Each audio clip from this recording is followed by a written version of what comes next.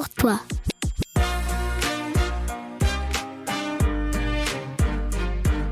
Aujourd'hui, on lit pour toi Les As de l'info et Québec Science.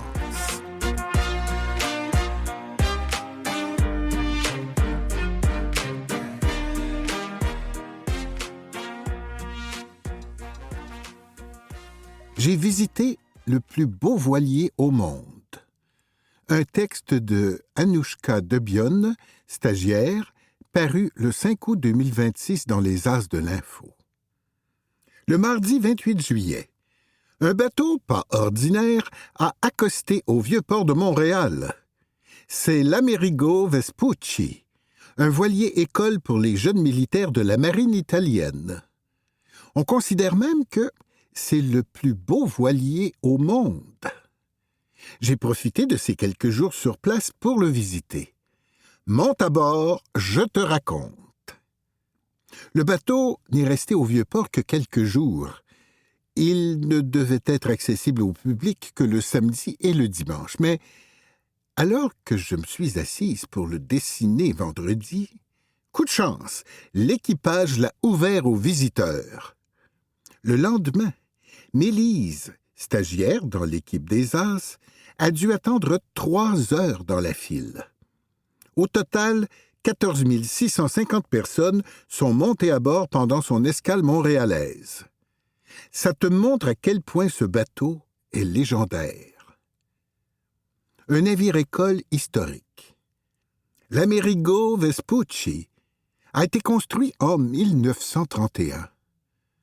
Il a 85 ans. C'est un bateau-école de la marine italienne. Ça veut dire qu'il est utilisé pour apprendre le métier de marin militaire. Mais il n'a jamais servi à faire la guerre. Amerigo Vespucci? Est-ce que le nom de ce bateau te rappelle celui d'un continent? Ce n'est pas une coïncidence. Amerigo Vespucci est le nom d'un explorateur italien qui a découvert que l'Amérique est un continent séparé de l'Asie. C'est un cartographe qui a utilisé son nom pour désigner le continent pour la première fois en 1507. À bord de l'Amerigo Vespucci vivent 400 militaires italiens. Ils embarquent pour des séjours de 3 mois. La moitié sont des étudiants de 20 ans en première année à l'Académie militaire. On les appelle les cadets. Ils sont 170 garçons et seulement 30 filles. Les cadets portent tous la même tenue, une veste foncée avec un pantalon blanc. Les capitaines, eux, portent une tenue toute blanche. L'Amerigo Vespucci fait un voyage par année. En mai 2026, il est parti d'Italie pour rejoindre les États-Unis. Le navire est passé par Baltimore, New York et Boston avant d'arriver au Canada. Il a accosté à Québec avant de s'arrêter pour quelques jours à Montréal. Apprendre à persévérer. La devise du bateau est affichée en grandes lettres dorées en bas du mât principal. En français, ça veut dire « pas celui qui commence, mais celui qui persévère ». C'est une phrase du célèbre peintre et scientifique italien Léonard de Vinci. Ça signifie que commencer quelque chose est facile, mais l'important est de continuer même quand une mission devient difficile. Et justement, les missions des étudiants sont variées. Ils apprennent à accoster, transmettre des informations de navigation et entretenir les moteurs, entre autres. L'un d'eux m'a expliqué qu'ils doivent souvent lâcher ou remonter les voiles à la main, en pleine mer, en fonction des vents. Le plus grand des mâts mesure 54 mètres. C'est aussi haut qu'un immeuble de 18 étages. Ranger les voiles, c'est loin d'être facile. Elles deviennent très lourdes parce que le sel de la mer, transporté par le vent, s'y accroche. Pour remonter la plus grande voile, on est 15, m'a-t-il dit. Pour éviter les chutes, les étudiants grimpent avec du matériel d'escalade. Parmi ces tâches de cadet, laquelle tu préférerais faire? Plier les voiles en haut des mâts? Diriger le bateau? Apprendre comment lancer des SOS? L'Amerigo Vespucci est reparti le lundi 3 août en direction de l'Europe. Il va naviguer plus de 8300 kilomètres dans l'océan Atlantique pour retourner à la maison dans la ville de Trieste, en Italie. Son retour est prévu le 12 octobre. Pour le reste de leurs 4 ans d'études, les cadets iront sur des navires plus modernes. Et toi, as-tu déjà voyagé sur un bateau? As-tu rencontré son capitaine?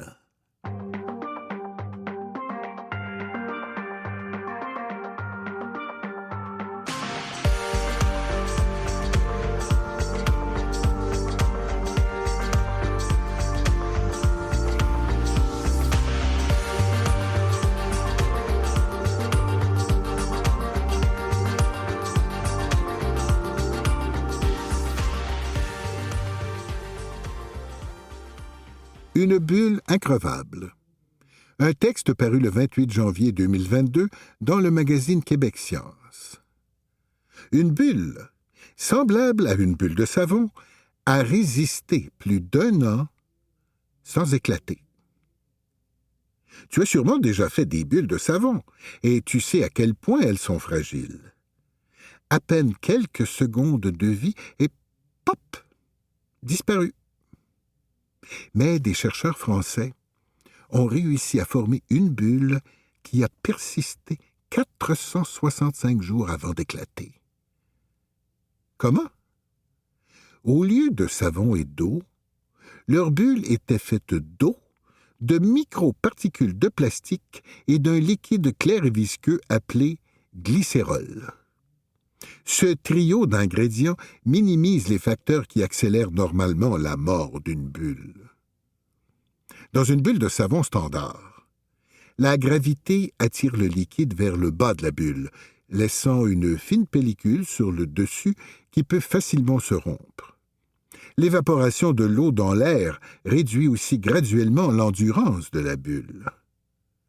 Dans les bulles éternelles de ces chercheurs, des particules de plastique s'accrochent à l'eau par capillarité, ce qui maintient l'épaisseur du film.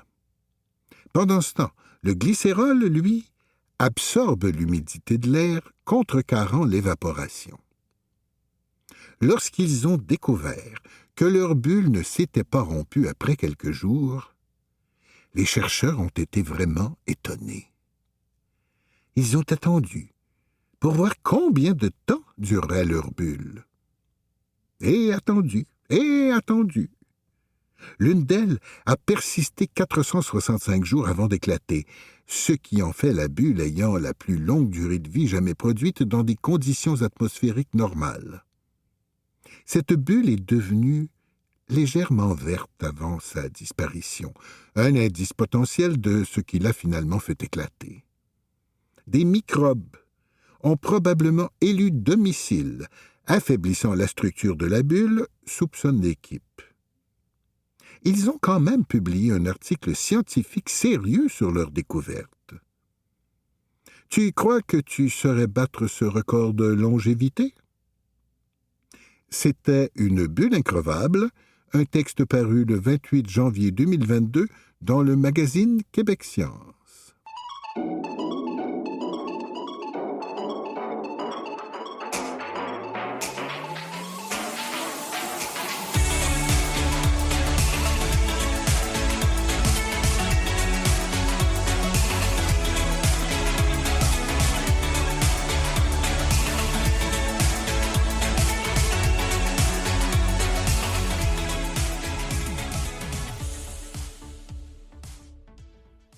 Un morceau de fusée s'écrase sur la Lune.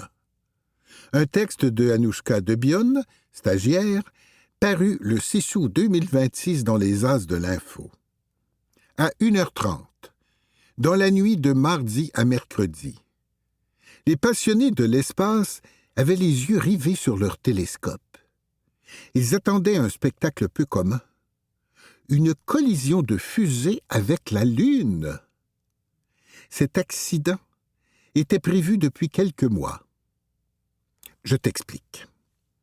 Ce qui s'est passé. La fusée Falcon 9 a décollé en février 2025 sans personne à bord. Elle appartenait à la compagnie SpaceX du milliardaire Elon Musk. Après le décollage, le propulseur de la fusée et l'étage se sont séparés, comme prévu. Son étage contenait 2 engins spatiaux qui devaient se rendre sur la Lune. Mais, avec la force de la gravité du Soleil, de la Terre et de la Lune, ce bout de fusée a dévié de sa trajectoire. SpaceX a perdu son contrôle et l'a classé comme débris spatial. C'est comme un déchet, mais dans l'espace.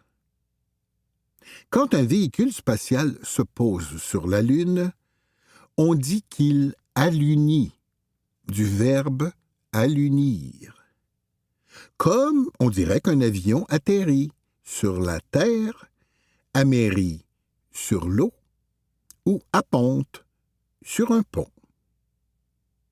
Des chercheurs américains ont pu prévoir la direction que prenait ce morceau de fusée. Il était aussi grand et lourd qu'un immeuble de 5 étages. Il se dirigeait vers la Lune à près de 9000 km/h. L'impact a finalement eu lieu très tôt, le 5 août. Résultat, le choc a provoqué un nuage de 50 km de hauteur et créé un nouveau cratère sur la surface de la Lune. Il était difficile de voir l'explosion depuis la Terre, même avec un télescope. Mais des satellites de la NASA l'ont enregistré et publieront les photos dans les prochains jours. On a hâte de voir. Un accident qui peut aider la science. Les impacts d'objets créés par les humains sur la Lune sont très rares. Cet accident offre une bonne occasion aux scientifiques d'étudier ce que ça provoque. Ils regardent, par exemple, le comportement du nuage de poussière que l'impact a soulevé. Ça peut leur donner des informations pour de futures missions, peut-être avec des astronautes. Te souviens-tu? La mission Artemis II a envoyé 4 astronautes du 1er au 11 avril 2026 autour de la Lune. Si tu étais astronaute, quelle mission préférerais-tu? Découvrir la face cachée de la Lune? Aller sur la planète Vénus? Passer dans un trou noir? Faire le tour de la Terre? En résumé, un étage d'une fusée de SpaceX a percuté la Lune dans la nuit de mardi à mercredi. Le morceau de fusée errait dans l'espace depuis plus d'1 an et la collision était prévue. L'impact a sûrement créé un nouveau cratère. L'événement sera étudié par les scientifiques. Quelle serait la première chose que tu ferais si tu allais sur la Lune?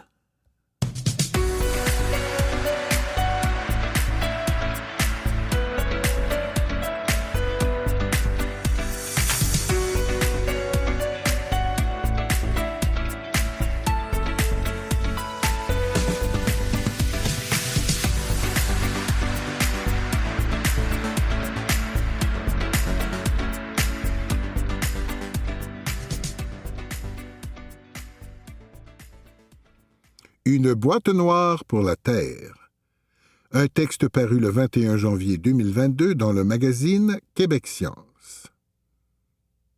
Les avions sont équipés de boîtes noires qui enregistrent leurs dernières données de vol avant un accident. La Terre aura bientôt la sienne pour enregistrer ses derniers moments au cas où l'on provoquerait notre perte. Si la civilisation humaine s'effondre, que restera-t-il de nous?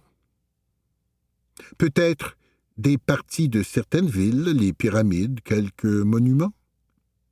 En fait, il ne restera peut-être pas beaucoup de preuves de ce que l'humanité aura accompli ou de ce qui aura entraîné sa perte. Une équipe de chercheurs australiens veut changer cela. Leur solution?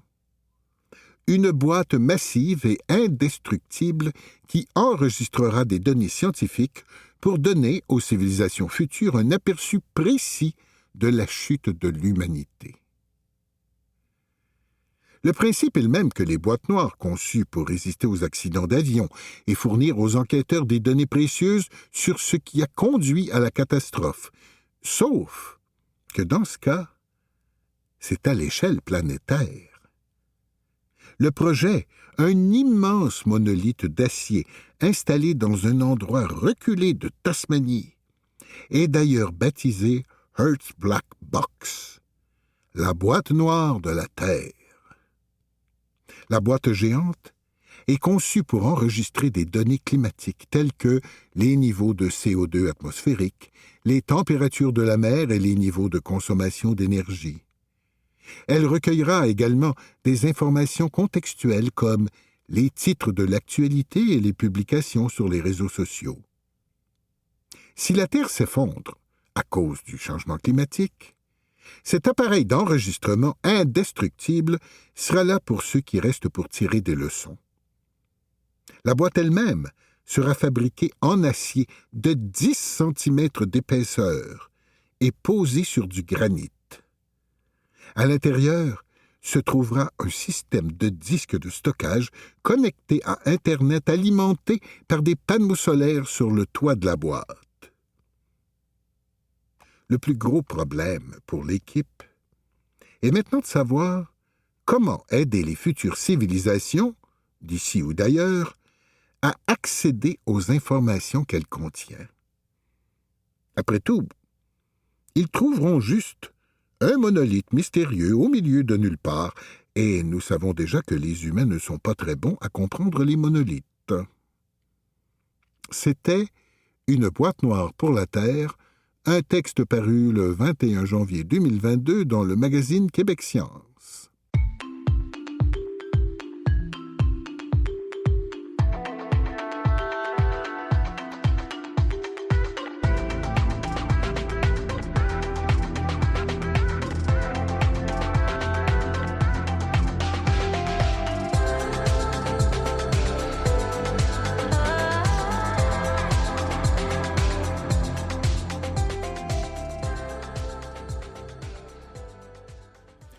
Partir en mission pendant 8 mois au pôle Nord. Un texte de Anouchka Debionne, stagiaire, paru le 6 août 2026 dans les As de l'Info. À la mi-août, un bateau scientifique va quitter la Norvège pour se rendre au pôle Nord. Sa mission, mieux comprendre la vie dans cet environnement glacial qu'on connaît peu. J'ai parlé avec Maxime Geoffroy, un expert en biologie marine québécois, avant le grand départ. Il vivra à bord de la station polaire Tara pendant 8 mois. Le nom de la mission est Polaris 1. Le bateau s'appelle Station polaire Tara. Le pôle Nord est le point le plus au nord de la Terre. Il se trouve au milieu de l'océan Arctique, sur de l'eau de mer gelée qu'on appelle banquise. Maxime, pourquoi on a besoin d'aller explorer l'Arctique? C'est une partie de la Terre qu'on connaît peu. On veut comprendre comment la vie s'est adaptée à cet environnement extrême. On va observer les animaux, la glace, l'atmosphère. Moi, j'y vais pour étudier quelles espèces de poissons vivent dans le pôle Nord. Pour faire ça, je vais écouter le son des mammifères marins et filtrer de l'eau pour capturer le zooplancton et les larves de poissons. C'est un environnement fragile, alors on veut aussi étudier ce qui l'affecte. Par exemple, un de mes collègues va étudier les déchets qui arrivent des pays plus au sud. Est-ce que tu vas descendre sur la banquise? Pour certaines missions, comme pour étudier la glace, on doit aller sur la banquise. Mais sinon, il y a un laboratoire qui nous permet de prendre des échantillons à partir du bateau. La mission est financée par la Fondation française Tara Océan. C'est pour ça que tu peux voir un drapeau français tout en haut du bateau. On a aussi une équipe de plongeurs à bord qui peut aller prendre des échantillons ou réparer le navire, et il y aura même un robot qui peut descendre dans l'eau et que l'on peut guider à distance. Combien de temps allez-vous y rester? La mission va durer en tout entre 15 et 18 mois. Je vais monter dans le Polaris 1 avec la première équipe qui y restera de septembre à mai. Une autre équipe nous remplacera ensuite. L'expédition va se dérouler en grande partie pendant les nuits polaires. Ça veut dire que le soleil restera à l'horizon sans vraiment se lever. Au pôle Nord, les nuits polaires durent 6 mois, de la mi-septembre à la mi-mars. Pourquoi voulez-vous rester aussi longtemps? Imagine-toi étudier les animaux et les plantes au Québec seulement pendant l'automne. Ça ne donnerait pas les mêmes résultats qu'en hiver. Les saisons, c'est important pour comprendre l'écosystème. Comment le bateau va-t-il se rendre jusqu'en Arctique? Notre bateau partira de la Norvège vers la mi-août, direction l'Arctique. De là, on va suivre un bateau brise-glace chinois. Il va briser la glace devant nous pour qu'on puisse aller le plus au nord possible. Ensuite, on va rester au même endroit jusqu'à ce que la glace nous entoure et qu'on ne puisse plus bouger. Alors on commencera à dériver avec elle. Le bateau a été testé l'année dernière en Arctique avec cet énorme brise-glace allemand. Qu'est-ce que tu as le plus hâte de découvrir sur place? Venant d'Abitibi, j'aime l'hiver et la neige qui craque, alors j'ai hâte de les retrouver. Ça fait 2 ans que je prépare cette mission, alors j'ai hâte d'enfin découvrir cet environnement extrême dans lequel je ne suis encore jamais allé. Dans quel environnement aimerais-tu faire une mission scientifique? Sur Mars? Au fond de l'océan? Dans le désert? En haut d'un volcan? Qu'est-ce que tu aimerais étudier de près si tu avais la chance de découvrir l'Arctique?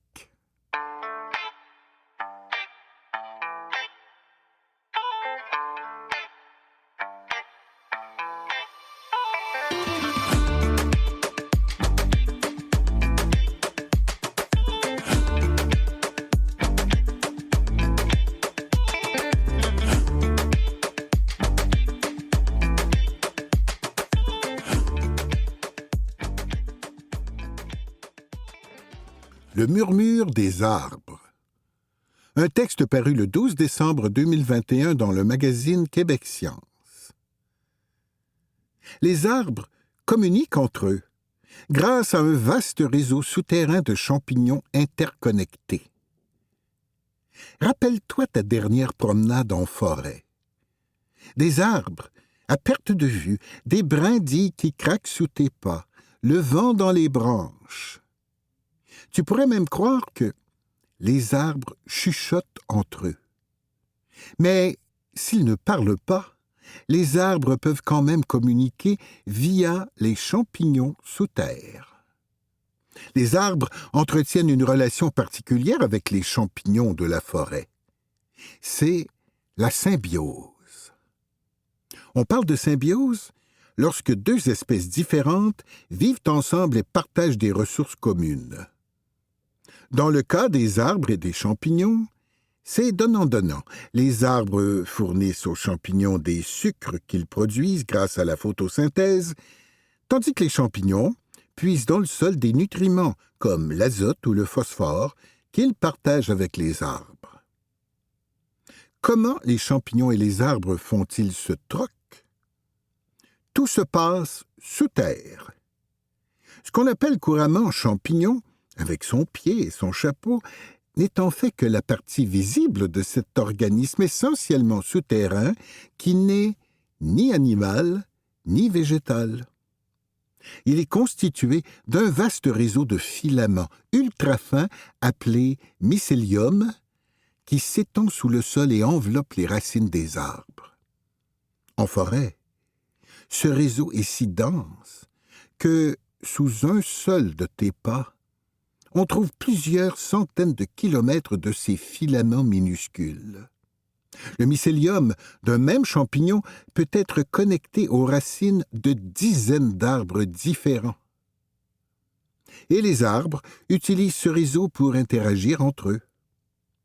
Par exemple, un arbre malade reçoit plus de sucre et de nutriments de la part de ses voisins à travers ce réseau. D'autres substances circulent également, comme du carbone, de l'eau, des signaux de défense, des hormones. Un arbre attaqué par des insectes prévient ainsi les autres du danger. Les plus vieux arbres de la forêt sont les plus connectés au sein du réseau. Ils s'en servent pour aider de jeunes arbres à grandir ou même pour empêcher la croissance de certains voisins indésirables. Il y a aussi des cas où les arbres s'échangent des informations sans l'intermédiaire des champignons, par contact racinaire direct, et parfois même entre des espèces différentes.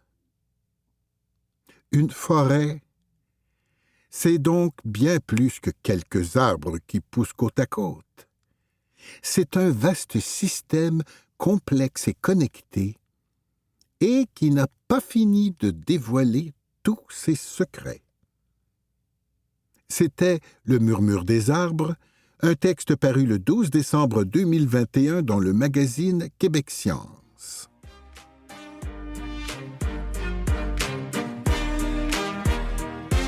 C'était Gilbert. À une prochaine lecture.